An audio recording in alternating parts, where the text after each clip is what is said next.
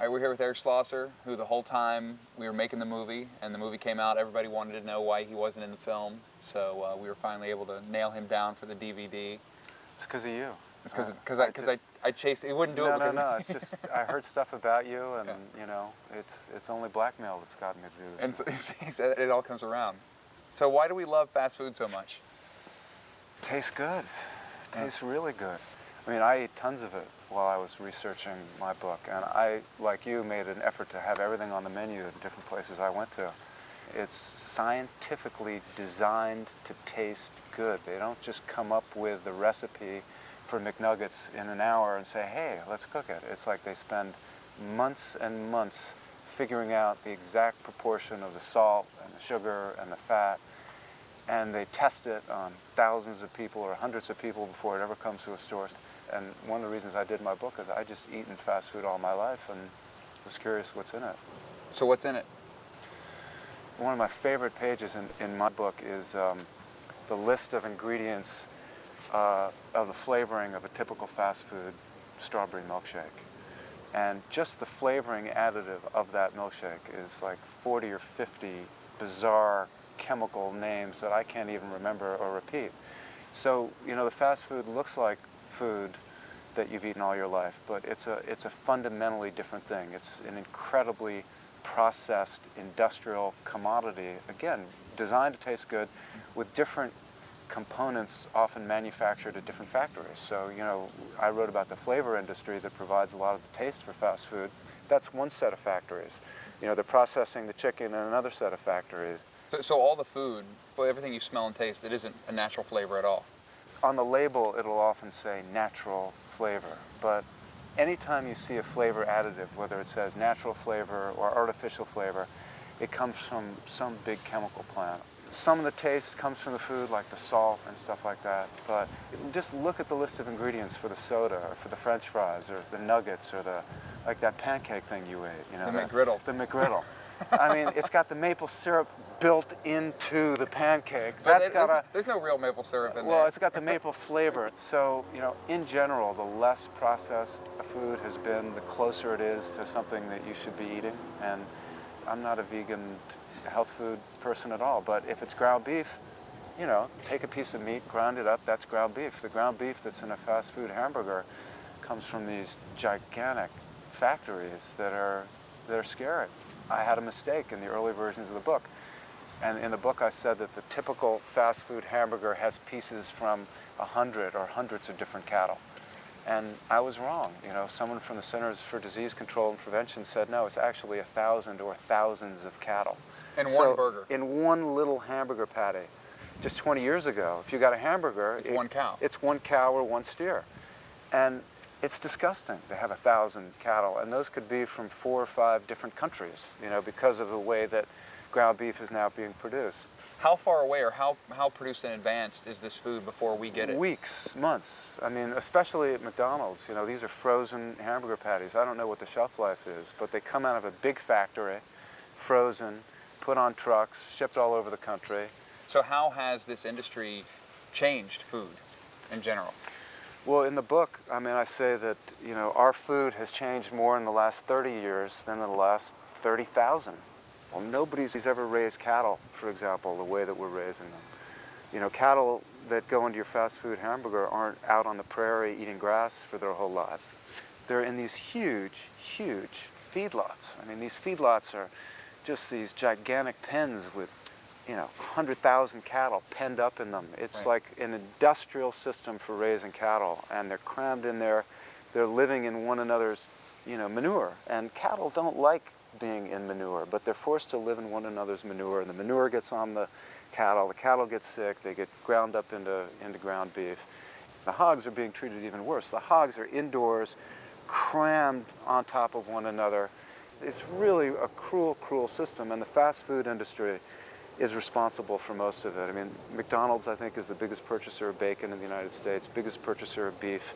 KFC is the biggest purchaser of chicken. And in order to feed these fast food companies and their needs, agriculture in America has been totally transformed in the last 25 years. And it's got huge impact for human health in terms of food poisoning. It's got huge impact on the environment because you know, there's never been 100,000 cattle in a little area before, and they create an enormous amount of shit. I mean, it's just lagoons and rivers of it that are polluting waterways. And in order to have animals live that close together, you got to give them antibiotics so they don't get sick. And in the rest of the world, they're not producing food this way. I mean, they're beginning to imitate the American model.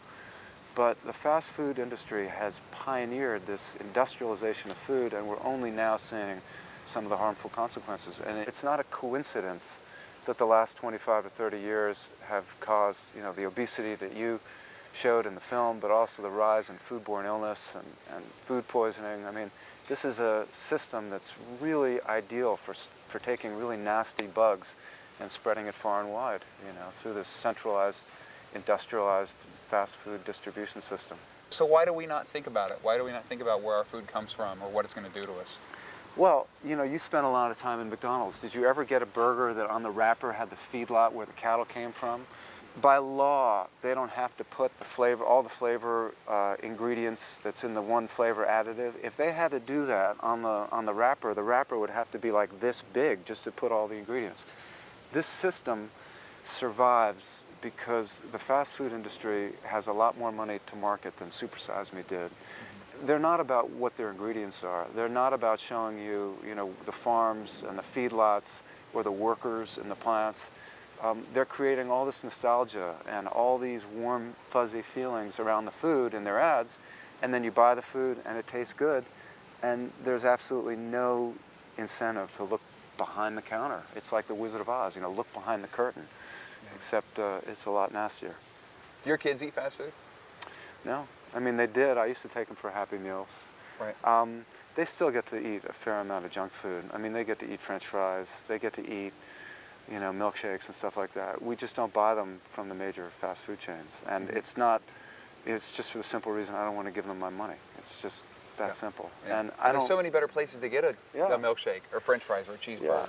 I don't let them eat ground beef. I mean, I still eat ground beef every now and then, but if, you know, I think... Is that because you know what's kind of happening It's in the because I know industry? what's in it, and kids are at risk. I mean, if you're elderly, if you're immunosuppressed, if you're a kid, some of these bacteria like E. coli 015787 are really, you know, threatening to kids. So I don't let my kids eat ground beef. The only time they can eat ground beef if it's like in a bolognese sauce that's been cooked. You know, the Italians figured it out a long time ago. You got to cook that ground beef for hours. Right. But hamburgers, they're not eating. What about chicken? Chicken's not much better, is it? You know, it depends on where you get it. I mean, when we buy meat, you know, Free range. the things to look for are no antibiotics, no growth hormones, and really important, no animal protein in the feed. You know, all the slaughterhouse waste from beef and from the cattle slaughterhouses that they can't feed to cattle anymore, you know, a lot of that stuff's now being fed to chickens. And some of the chicken feed contains other chickens. So they're basically feeding animals to the animals. Feeding animals to animals. Yeah, I mean, that's where mad cow disease came from. So, you know, we buy chicken and we buy beef, but we buy it from certain companies, you know, who are doing it the right way. And it's not only better for you, it's, you know, you're supporting the people who are cool, who are trying to do things right and not giving your money to the mean, greedy companies. But the fast food industry, when it started, it was like the American dream. Yeah. You know, it's like this guy starts a business. You know, a guy starts it with a hot dog cart and then builds up a business into a huge national chain. And it's the American dream, right? Yeah. The people who founded this industry were great. I mean, they were real all-American entrepreneurs. And there was no fast food industry, so no bank would give them a loan. People thought that's a crazy idea, so they did it all themselves. And the fast food industry and these companies really didn't have a big impact on our economy or our agriculture, and really was not a harmful thing when there were just a few hundred restaurants. I mean, when McDonald's had a few hundred restaurants, in the early years it was fresh ground beef, they peeled the potatoes in the back of the restaurant, but it's once it became corporate and once it became huge. I mean, there's 30,000 McDonald's right now, and they have this corporate slogan, which I think is really chilling. One taste worldwide. You know, that was on their website for a while, and that's like, you know, Sig Heil. And when you want to have food taste everywhere exactly the same way, you can't use fresh ingredients because maybe the potato will be just slightly different. You know, you can't use fresh ground beef. So it started out as a really good thing, and it just got perverted into, you know, this monster. Now we're here in California, and there is a chain here in California that was started the same year as McDonald's in 1948, and the people who started it, knew the McDonald's brothers, and that's In-N-Out Burger. And if you go to an In-N-Out Burger, I'm not a paid spokesman either, it's not health food. It's burger, fries, and a milkshake, but the milkshake's made from ice cream, No. real ice cream. Yeah. No, real ice cream. And potatoes, like fresh potatoes. They actually come in they're actually a potato when there's they come in. There's a potato in the Yeah. restaurant, Yeah. and it's real food. And it's real ground beef. Real ground beef, and the workers are paid really well. McDonald's and KFC, and especially, the very big fast food chains really treat their workers badly. And In-N-Out Burger, which is family-owned, never went corporate, is one of the most profitable fast food chains, but they pay good wages, medical benefits, very low turnover, real food. So it doesn't have to be this way. It doesn't have to be as bad as it is. But these companies, these big fast food companies, are totally driven by quarterly profits and are not taking any responsibility for the effects of the food that they're selling. And maybe now, because of your film, they're a little more worried about it. But they've been willing to just do whatever they can do to make a buck. If Ray Kroc were still alive, do you think things would still be the way they are? I don't think Ray Kroc was that great a guy in this. I think he was, he was into money in a big way. I think the McDonald brothers, if the McDonald brothers who created this restaurant were alive, I don't think they'd be selling the kind of food that they're selling today. Well, they weren't even involved. Well, I mean, he bought them out. beginning. He bought them out, but it was really, their hamburgers and the taste of their burgers and fries that made it such a successful restaurant. Mm-hmm. Why is it when you go into a grocery store that the best food for you is the most expensive? Because fruits and vegetables don't get subsidized by the government in the same way that meat does, in the same way that grain and sugar does. By the grain subsidies, corn subsidies, making sugar as cheap as it is, making the meat as cheap as it is. So it's expensive when you buy it, but it's cheap long term because you don't get sick in the same way. So how do you see the connection between television and the problem that we have right now, the problem with fast food, the problem with obesity? Yeah, I think that the TV networks have become so dependent on this advertising. It's just a huge, huge source of their revenue that you're not going to see. There's no way in a million years that one of the major networks would have done your film. Would have put up the money for it and aired it on commercial broadcasting. Right. They're just not going to take on one of their principal sponsors. And, if you look at, like in your film, all the food advertising, whether it's, candy or cereal or fast food, you can't look to the mainstream networks for criticism of the system. And that's why, I think there's got to be all kinds of limits on what you can market to children. And in California, there's the beginnings of a movement to limit how you can target children with advertising. The Federal Trade Commission came really close to doing that in the 1970s and was blocked at the last minute. And they were just going to say, hey, if you're going to advertise to kids, you can't advertise foods to kids that are bad for them. Mm-hmm. It's that simple. And I think that should happen now, but you're not going to see that argument being made on the mainstream network. What role do you think the networks play in changing this? The people who need to change this are the people who go to these restaurants. I'm really critical of the fast food industry in my book, but at the end I say, hey, nobody's forcing you to go to McDonald's, so just don't do it. Right. And it's that simple. And in order for things to change the business practices of these fast food chains, it's not like tomorrow everybody has to stop going to McDonald's. Yeah. If 1%, if 2%, 3% of people don't go to McDonald's, it has a huge, huge impact on their bottom line. So firstly, ordinary people, make your views known by just not spending your money on this food and give your money to companies that are producing food the right way or ethically. Right. But government has to get involved. And one of the things that the two of us have talked about is schools.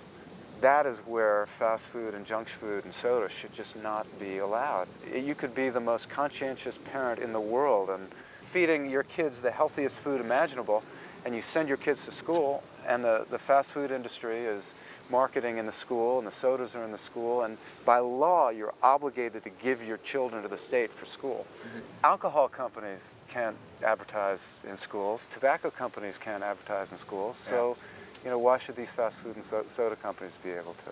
Right. Yeah. How did they get in there? They got in there because local communities were unwilling to fund education, and we're building prisons instead of spending money on schools. And these schools were really strapped for money.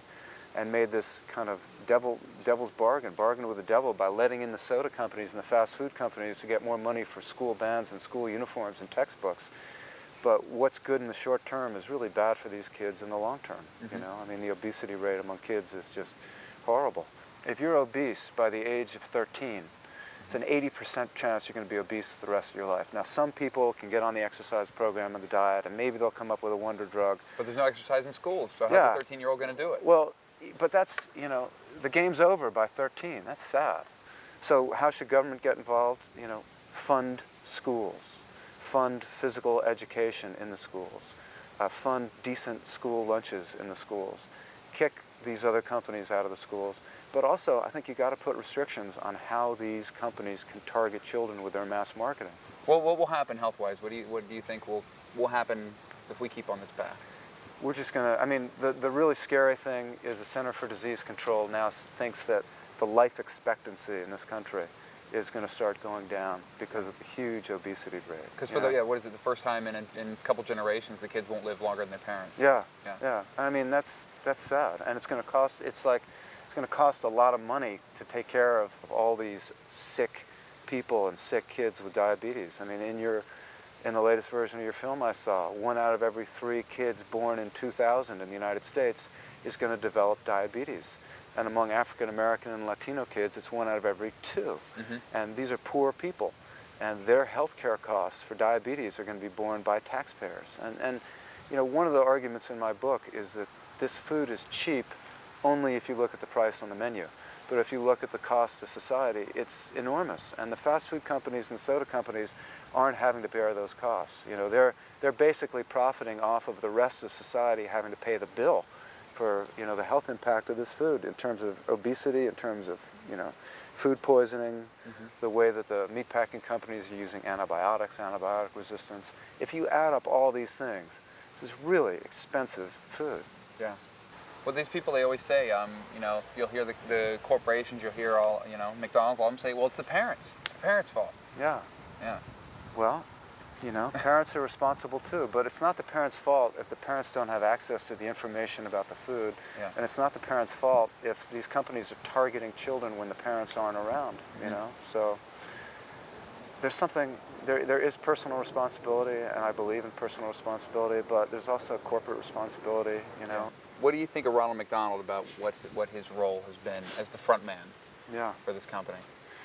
Well, again, it started out real innocent. You know, Ronald McDonald was Willard Scott, who, you know, was the weatherman on the Today Show. Was he created Ronald McDonald for a local McDonald's franchisee in Washington, D.C. in the 60s. Yeah, he used to be Bozo.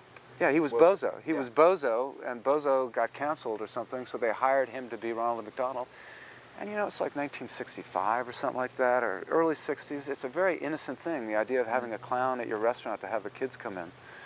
But, you know, it got much more insidious as McDonald's grew. And, I mean, now with a cartoon show based on Ronald McDonald, the way that they have linked Ronald McDonald to this food, if Ronald McDonald was trying to get you to eat your spinach or eat something that was reasonably good for you to be eating, it would be different. Yeah. And Willard Scott got fired. Willard Scott got fired because when they decided to go national with it, he had a little bit too much punch. Yeah. You know, you know, look at everyone in the McDonald's ads. I mean, they're thin. Ronald is thin. You know, maybe he's bulimic. I don't know. But well, he never eats the food. You never see Ronald eat the food in the commercials. Yeah, it's a good point. He'll never put anything in his mouth. Is Ronald McDonald comparable to Joe Camel, do you think? Yeah. Yeah. Yeah, I think Joe Camel's worse. Although, you know, the number of deaths attributed to obesity next year is going to be higher than that attributed to smoking. I think Joe Camel's worse. I think Ronald McDonald began in a more innocent place. Yeah. But now that the harms of this food are becoming well known, you know, it's using this comic character to persuade 2- and 3-year-olds to eat food that isn't so good for them. How many toys does McDonald's sell a year? I have no idea, but billions. Huge, billions. Yeah. And a lot. And how many little Chinese kids are making those toys? Yeah, well, that's another whole thing. Yeah. You know, if you want really inexpensive toys to give away with every meal, you got to pay a little amount of money for them. And they got caught in one instance. One of the suppliers to McDonald's got caught, I think, with child labor a few years ago. This is an interesting relationship that McDonald's has with Walt Disney. Yeah. Which they've had now for like 10 years, I think. Yeah. And apparently McDonald's isn't happy because the Disney movies aren't what they used to be.